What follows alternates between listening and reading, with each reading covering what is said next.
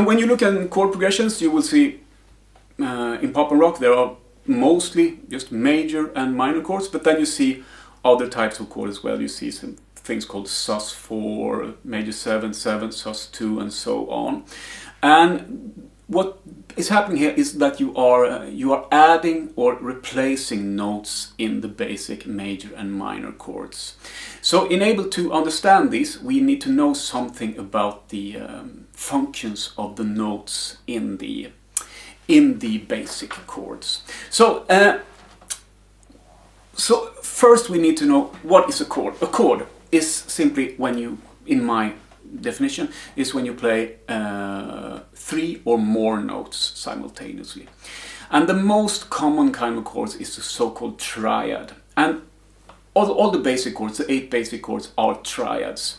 Those are, a triad is a note consisting of 3 notes, and you may organize these notes in any way, it would still be the same chord. And so that's why you get many different versions of a chord. So and the notes in a chord, we might give them the pitch names, but that is a bit difficult, because if you will know that this is an E-type chord, when we move it around, it's basically the same chord. But if you describe that in pitch names, it's going to be a lot of information. Suddenly you will have G, D, G, B, and you will have B flat, F, B flat, D. So that's a very complicated way of describing it. So instead of naming the exact note names, we define a chord by what note distances in relation to the root note it should consist of.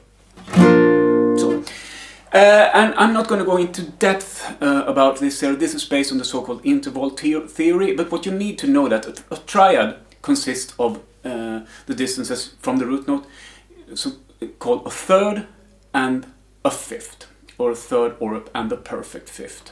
And if you know, perfect fifth is what we call a power chord, and if you see at the top of a chord, you have a power chord. So this first distance is a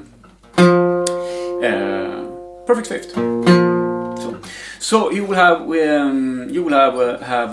first the root note, and then you have a perfect fifth.